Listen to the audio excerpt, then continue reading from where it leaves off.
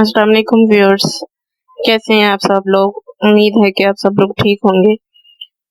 तो 9th class biology unit number 2 and lecture number 3 है जी, study of malaria. ये जो मलेरिया की स्टडी है, ये बायोलॉजिकल मेथड की एक एग्जांपल है जिसको हमने पहले पढ़ चुके हैं हम कि जी बायोलॉजिकल मेथड क्या है जी, कि ऐसा मेथड है जिसमें हम कोई भी बायोलॉजिकल प्रॉब्लम को सॉल्व करते हैं। तो चूंकि मलेरिया एक कॉमन सी डिजीज है, ठीक है, पाकिस्तान में जो है वो ये बहुत ही वाइड स्प्रेड डिजीज है और बाकी कंट्रीज में भी है ये।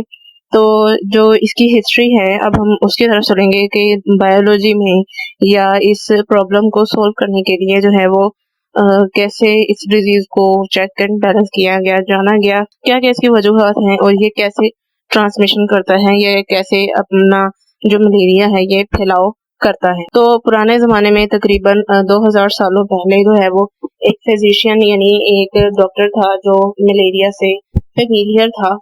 उसने कहा कि ये जो बीमारी है ये सर्दी से होती है, सर्दी की वजह से बुखार हो जाता है, ठीक है। तो वो जो बुखार है वो फिर जल्दी से इतनी आसानी से नहीं जाता है, नहीं होता। तो उसने क्या किया कि उसने ये मुशाहदा किया कि ये जो डिजीज है ये मोस्टली उन लोगों में होती है जो फिर लो या फिर वाशी एरियाज में रहने वाले लोग हैं, दलदली इलाकों में जो रहते हैं, ये ज्यादा जो है वो उन लोगों में बीमारी पाई जाती है। उसने ये सोचा कि ये जो दलदली इलाकों में लोग रहते हैं, ठीक है, दलदली ये जो एरिया है, जगह है, वहाँ पानी चूंकि ज्यादा देर के लिए खड़ा रहता है और बदबू फैलाता है, ठीक है। तो वही जो बदबू है वो हवा में जाके शामिल हो जाती है और जो वहाँ लोग रहते हैं वो उस गंदी हवा में, बदबू वाली हवा में जब सांस लेते हैं तो फिर उन्हें मलेरिया हो जाता है, ठीक है। तो ये जो उसने मलेरिया का वर्ड है ये इटालियन वर्ड से उसने डिराइव किया है और Italian word Mala means bad and area means air, ठीक है। उसने फिर ये भी किया उस फिजिशियन ने कि कुछ जो वॉलंटियर्स थे उन्हें जो है वो उन मार्शेस का यानी कि उस दलदली जगह का पानी पिलाया, ठीक है। तो उसने देखा कि उन्हें जो है वो मलेरिया नहीं हुआ है। फिर 17th सेंचुरी की बात है कि जब जो अमेरिका है डिस्कवर्ड हुआ तो बहुत सारे जो प्लांट्स हैं वो अमेरिका से यूरोप भेजे गए मेडिसिन के तौर पर, ठीक है। 17th सेंचुरी में जो है वो ज़्यादा प्लांट्स से ही मेडिसिन बनाई जाती थी और जो श्रब्स थी, हर्ब्स थी, उनसे मेडिसिन ली जाती थी। तो अमेरिका ने प्लांट्स जो है वो यूरोप में भिजवाए। तो उन प्लांट्स की जो बार्क थी यानी छाल थी वो मेडिसिन के तौर पर यूटिलाइज हो रही थी, ठीक है। तो क्यों ना उस बार्क है, ठीक है, और इसने क्या किया कि उस बुखार के इलाज के लिए काफी मदद दी, बुखार को खत्म किया। ये बहुत ही ज़्यादा मुफीद रही, फ़ायदेमंद रही और क्या है कि जी बहुत ज़्यादा तादाद में जो दरख़्त थे उनकी ट्रांसपोर्टेशन होने लगी अमेरिका से यूरोप। तो कुछ ऐसे मर्चेंट्स थे, ऐसे ताजर थे जो तजारत करते हुए डिसऑनेस्टी करते थे। तो उन्होंने क्या किया कि उन प्लांट्स को रिप्लेस कर दिया दूसरे प्लांट्स के साथ, ठीक है। तो उन्होंने एक दूसरा प्लांट जो है वो भिजवा दिया जिसकी जो बार्क थी, छाल थी, वो थी सिनकोना। तो सिनकोना ने क्या किया कि क्यों ना से भी ज्यादा फायदा दिया, ठीक है। और ये जो सिनकोना थी इसमें चूंकि क्यूनीन मौजूद है, ये एक ऐसा सब्सटेंस है जो कि मलेरिया के बुखार के लिए या मलेरिया के पेशेंट्स के लिए जो है वो काफी सूटेबल है, काफी जो है वो फायदेमंद है। इसका टेस्ट भी काफी बिटर होता है, काफी कड़वा होता है। तो ये जो सिनकोना जो है बार्क, ठीक है, इसने मलेरिया को जो है वो खत्म करने में काफी मदद दी, ये बहुत ही बेस्ट इलाज रहा है। ठीक उस टाइम में जो फिजिशियन थे उन्होंने क्या किया है कि मलेरिया को यानी कि मलेरिया के जो पेशेंट्स थे, ठीक है, उनको सिनकोना मेडिसिन दी। लेकिन 200 सालों बाद क्या हुआ कि वही बीमारी जो है वो बहुत ही छोटे छोटे लिविंग ऑर्गेनिजम्स के अंदर पाई गई, ठीक है। लेकिन फिर उस डिस्कवरी के बाद क्या किया कि इसका जो यकीन था मलेरिया के बारे में वो ये था कि बहुत ही छोटी छोटी जो लिविंग ऑर्गेनिजम्स हैं, माइक्रो ऑर्गेनिजम्स हैं, जो कि इस मलेरिया को फैलाने की वजह बनते हैं, उसका बायस बनते हैं। तो 1878 में एक फ्रेंच आर्मी फिजिशियन था ली ब्राउन, उसने जो है वो मलेरिया की वजूहात पर सर्च करना शुरू की कि ये क्यों फैलता है। तो उसने क्या किया कि बहुत ही थोड़ी सी मिकदार में ब्लड को लिया और मलेरियल पेशेंट का ब्लड लिया और उसको माइक्रोस्कोप के अंडर एग्जामिन किया।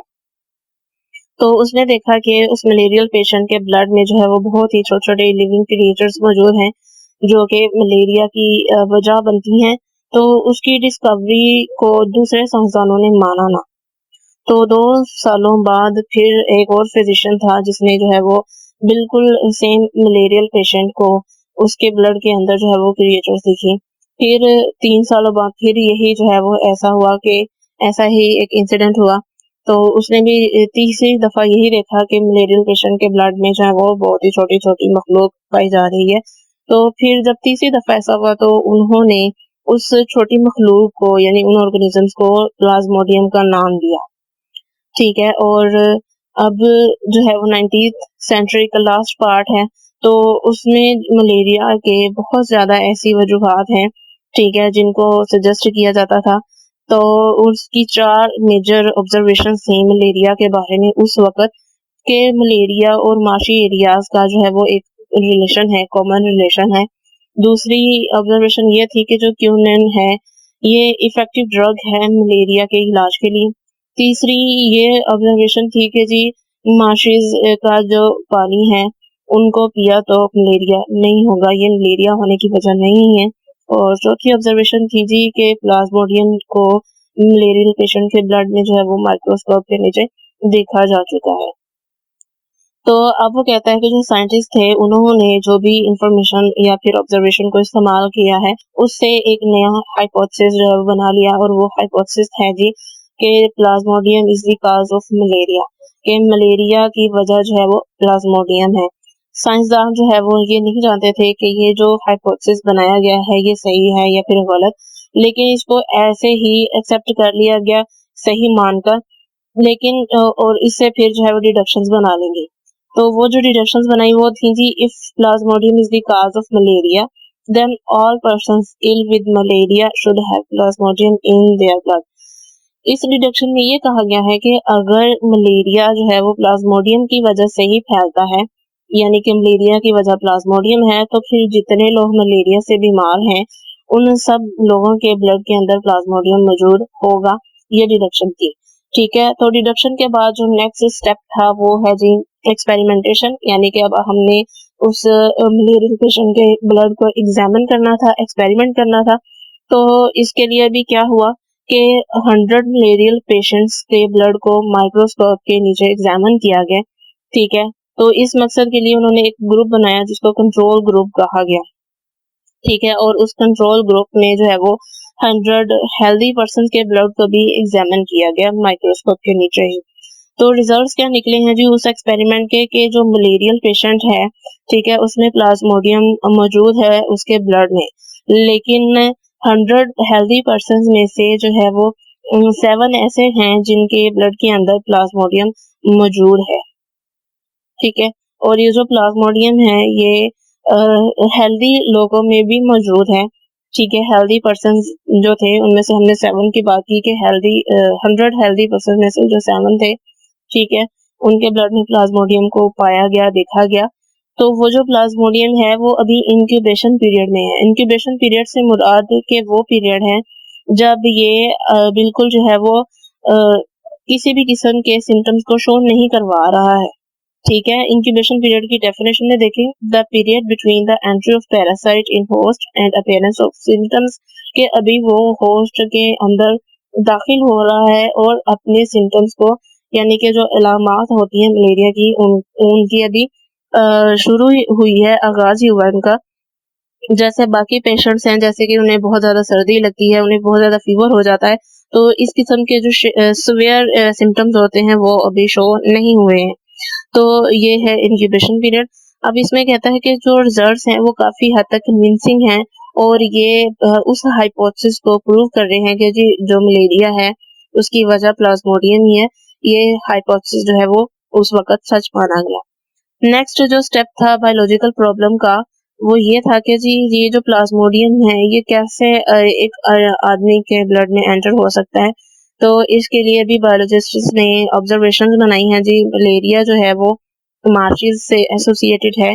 दो ऑब्जर्वेशन थी, एक ये कि मलेरिया जो है वो मार्शेस से एसोसिएटेड है, और दूसरी ऑब्जर्वेशन ये है कि जी मलेरिया जो है वो मार्शेस वाटर ड्रिंक करने से नहीं हो। इन दोनों ऑब्जर्वेशन से ये नतीजा, फिर उन्होंने एक और कंक्लूजन ये निकाला कि जो प्लाज्मोडियम है ये मार्शेस वाटर में नहीं पाया जाता है, ठीक है। इसलिए इसमें जो है वो कोई ना कोई ऐसी चीज जरूर है जो दलदली पानी में, दलदली इलाकों में मौजूद है। लेकिन क्या है कि जी 1883 में एक फिजिशियन था A.F.A. किंग, उसने 20 ऑब्जर्वेशंस बनाई, 20 मुशाहदात बनाए हैं, किए हैं। और उसमें से अहम जो मुशाहदात हैं वो ये हैं, 3 उसने अहम मुशाहदात अपने बताए हैं। एक तो वो कि पहला जो मुशाहदा उसने बताया कि वो लोग जो अपने घरों के अंदर सोते हैं, ठीक है, उनको मलेरिया नहीं होता, और बनिस्बत उन लोगों के जो अपने घरों से बाहर रहते हैं और बाहर ही सोते हैं, ठीक है। तो दूसरी ऑब्जर्वेशन उसकी ये थी कि वो लोग जो बिल्कुल ही नट्स के बिल्कुल फाइन नट्स के अंदर जो है वो सोते हैं, ठीक है, उनमें बहुत ही कम चांसेस होते हैं, बल्कि ये चांसेस मलेरिया के ना होने के बराबर होते हैं उन लोगों की बनिस्बत जो ये जो नट्स हैं वो यूज नहीं करते। और तीसरी उसकी ऑब्जर्वेशन ये थी कि वो वाले इंडिविजुअल्स या वो वाले पीपल्स जो कि एक धुएं वाली आग के करीब जो है वो सोते हैं, ठीक है, उनको मलेरिया जो है वो नहीं होता। तो ये जो ऑब्जर्वेशंस थी, इनको बेस बना के जो किंग था उसने एक नया हाइपोथेसिस बनाया। वो ये था कि जो मॉस्किटोज हैं ये प्लाज्मोडियम को तो ट्रांसमिट करता है, लेकिन ये मलेरिया के फैलाव में इन्वॉल्व भी है, ठीक है। तो बहुत सारी डिडक्शंस हैं वो बनाई गई उस हाइपोथेसिस को सच मानते हुए कि जी अगर मॉस्किटो इसके मलेरिया के फैलाव में इन्वॉल्व है, तो उस हाइपोथेसिस में देखें जी plasmodium should be present in mosquito. अगर वो कहता है कि मॉस्किटो के यानी कि एक मच्छर के काटने से मलेरिया हो सकता है, तो वो जो प्लाज्मोडियम है जो मलेरिया की वजह है वो तो उस मच्छर के अंदर भी मौजूद होना चाहिए। तो फिर क्या हुआ कि एक मॉस्किटो को जो है वो जो एक मॉस्किटो है, ठीक है, जो मलेरियल पेशेंट को कट करेगा यानी कि उसको बाइट करेगा, उसको काटेगा, तो उसमें भी प्लाज्मोडियम मौजूद होना चाहिए, ठीक है। तो इस डिडक्शन को टेस्ट करने के लिए रोनाल्ड रॉस ने क्या किया, ये ब्रिटिश आर्मी फिजिशियन था ये भी, ठीक है, इंडिया में ये काम कर रहा था, 1880s की बात है। तो उसने भी एक्सपेरिमेंट परफॉर्म किया। उसने जो है वो एक फीमेल एनोफिलीज मॉस्किटो को लिया, उसने मलेरियल पेशेंट को जो है वो कटवा, फिर जब उस फीमेल मॉस्किटो ने उस मलेरियल पेशेंट को काटा, बाइट किया, तो वो मॉस्किटो जो थी वो कुछ दिनों बाद मर गई, ठीक है। तो उसने जो है वो उस मॉस्किटो को देखा, तो उसके स्टमक में जो है वो प्लाज्मोडियम मौजूद था, जो अपने आप को मल्टीप्लाई कर रहा था, यानी कि ये जो लिविंग ऑर्गेनिज्म था ये अपने नंबर्स को इंक्रीज कर रहा था, बढ़ा रहा था। अगला जो उसने एक्सपेरिमेंट किया, उसने ये कहा कि जो इन्फेक्टेड मॉस्किटो था, यानी कि जिसके अंदर पहले से ही प्लाज्मोडियम मौजूद था, उस मॉस्किटो को उसने बाइट करवा दिया एक हेल्दी पर्सन, ठीक है। उसने कहा कि अगर ये हाइपोथेसिस बिल्कुल ठीक है, दुरुस्त है, तो वो जो हेल्दी पर्सन है उसमें भी फिर मलेरिया होगा उस अफेक्टेड मॉस्किटो के काटने से। लेकिन जो साइंटिस्ट थे उन्होंने ये जो ह्यूमन बींग्स है उनको इस एक्सपेरिमेंट के लिए नहीं चुना, क्योंकि जो रिजल्ट्स हैं वो काफी हद तक सीरियस थे। मलेरिया काफी लोगों में फैल चुका था और इससे बहुत सारे लोगों की अमवात भी वाक़या हो रही थी, तो उसलिए इंसानों पे ये तजुर्बात करना उन्होंने मुनासिब नहीं समझा। तो रोस ने क्या किया, फिर स्पैरोज को लिया, ठीक है, और यही जो एक्सपेरिमेंट उसको दोबारा किया। उसने एक फीमेल क्यूलेक्स मॉस्किटो को बाइट करवाया एक स्पैरो के साथ, और उस स्पैरो को मलेरिया हुआ हुआ था, तो वो जो मॉस्किटो थी वो फिर मर गई, ठीक है। तो रोज ने क्या किया कि फिर जो है वो उस मॉस्किटो के स्टमक में प्लाज्मोडियम को देखा, वो प्लाज्मोडियम फिर से जो है वो मल्टीप्लाइड हो रहा था, और वो फिर प्लाज्मोडियम जो था वो मॉस्किटो के स्टमक से वापस जो है वो मॉस्किटो के सलाइवरी ग्लैंड्स तक गया, ठीक है। तो उसने क्या किया कि कुछ मॉस्किटोज जो थे, कुछ मच्छर थे, उनको जो है वो जिंदा ही रहने दिया, और यानी कि वो चूंकि इन्फेक्टेड थे मलेरिया से और उनके अंदर प्लाज्मोडियम मौजूद था, तो उन्हें जो है वो जिंदा ही रहने दिया, और फिर जो है वो उस उनमें जो है वो स्पैरोज का ब्लड जो है वो भी एंटर करवाया। तो फिर उसने देखा कि वो जो ब्लड है वो हेल्दी स्पैरो का था, ठीक है, तो उसमें जो है वो बहुत सारे प्लाज्मोडिया भी मौजूद थे और वो अभी फ़िलहाल इंक्यूबेशन पीरियड में थे। लास्ट पे जो क्या हुआ कि जो हाइपोथेसिस था, जो उसने टेस्ट किया था, अब उसने उसका एक्सपेरिमेंट जो है वो ह्यूमन बीइंग्स पे किया 1898 में। तो ये एक्सपेरिमेंट जो है वो किया था इटालियन बायोलॉजिस्ट ने। उसने क्या किया है, एनोफिलीज मॉस्किटो को लिया और एक मलेरिया पेशेंट को जो है वो बाइट करवाया। तो वो जो मॉस्किटो थी वो फिर जो है वो चंद दिन के लिए रही, ठीक है, और उसके बाद जो है वो फिर उसको एक हेल्दी पर्सन के साथ उसको बाइट करवा दिया।